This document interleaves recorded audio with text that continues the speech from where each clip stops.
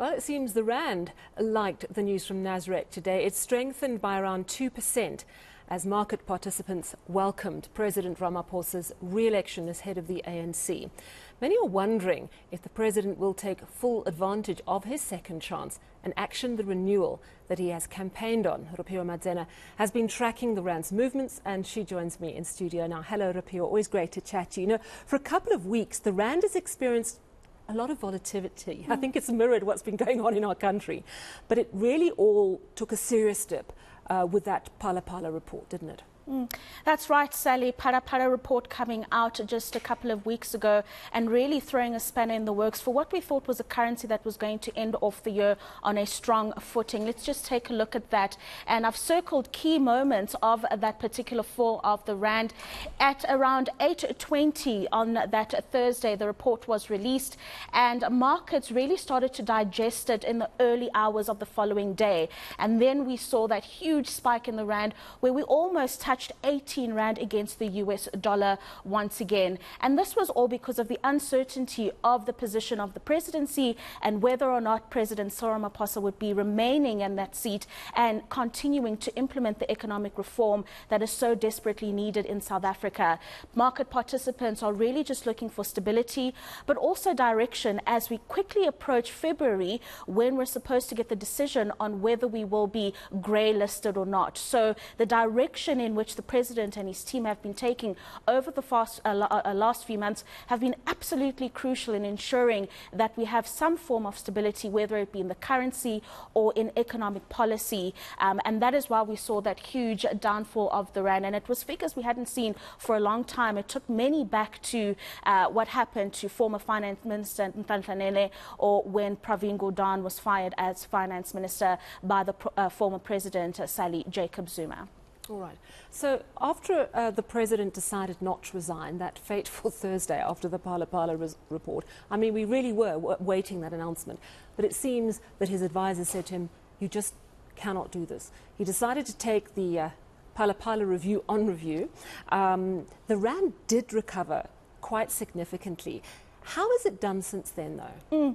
It was quite interesting, Sally. Let's take a look at those developments. So the Rand steadily getting back to its path of recovery that we saw happen after the Phala incident. The president announced he'd be taking a full review, and it steadily became stronger, and it provides some reprieve for South Africans or South Africa as a country who are net importers of oil for the price of fuel in the coming months. A stronger Rand and a weaker, rather a lower price for Brent crude really bodes well for us, especially with the current inflation climate that we are seeing. So we saw a lot of uneasiness, Sally, in the hours leading up to this particular announcement. From yesterday, actually, the Rand at around 17 Rand 65 against the US dollar. Previously, or prior to that, we saw it comfortably at around 17.20 odd cents against the dollar. And then, of course, when Limpopo and Gauteng announced their change in support, we saw a slump that was quite significant,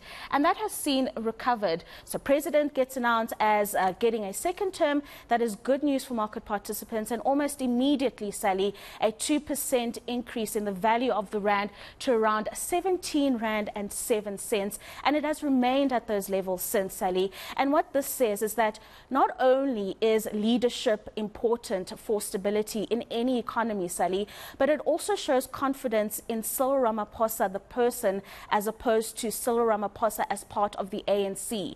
That support may have gone down somewhat, Sally, but confidence in the man and being able to steer the ship in the right direction remains. And really that's what people want, is the stability that he's been able to start to produce over the last few months or so.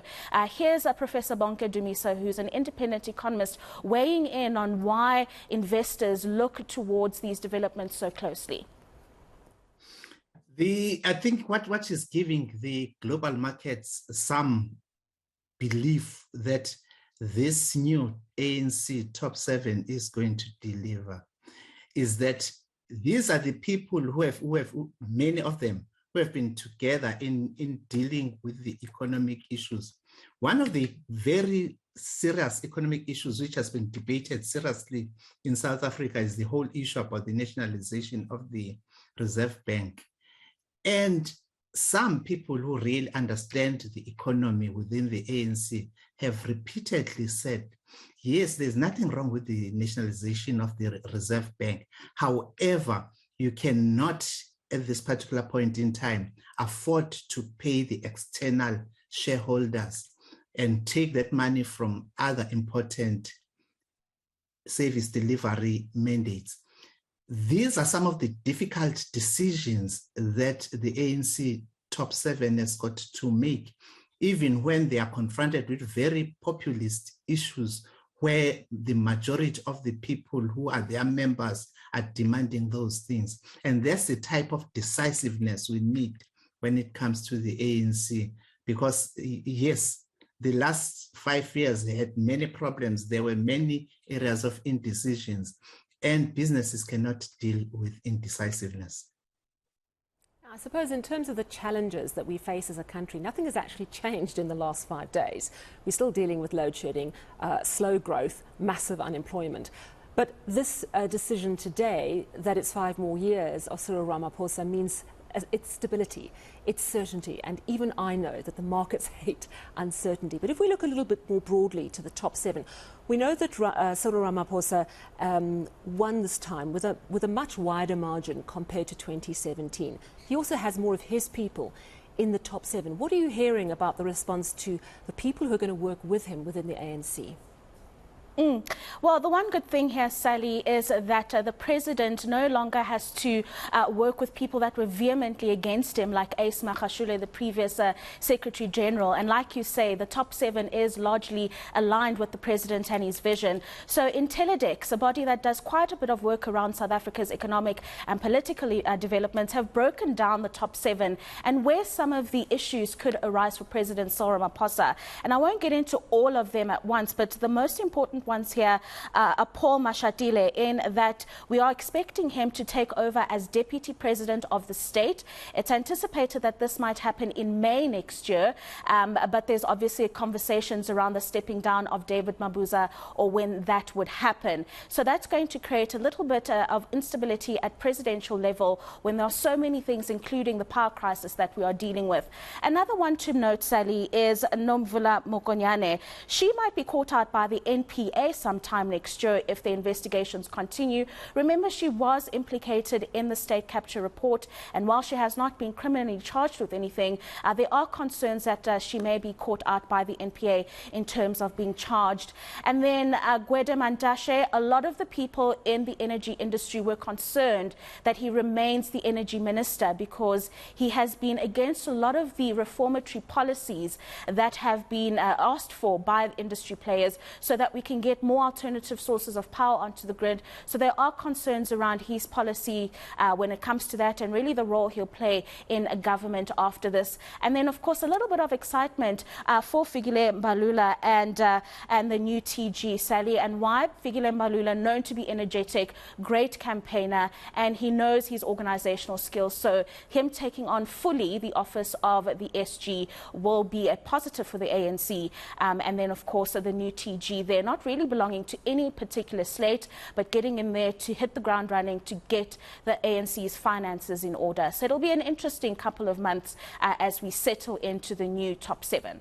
Yeah, interesting that there is an anticipation of some sort of cabinet reshuffle. I would imagine that the new SG will not be able to remain the transport minister because it's a full-time job running the party, which is really what the Secretary General does. Thank you so much for giving us that wrap of how the markets have responded to today's news. And the news, of course, is that President Cyril Ramaphosa has been re-elected as the governing party's president.